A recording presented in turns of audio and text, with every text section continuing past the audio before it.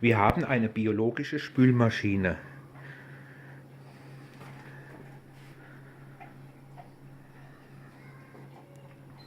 So brauchen wir weder Spültabs noch Wasser. Und das Geschirr ist trotzdem nach kurzer Zeit richtig sauber. Denn diese biologische Spülmaschine putzt sehr gründlich.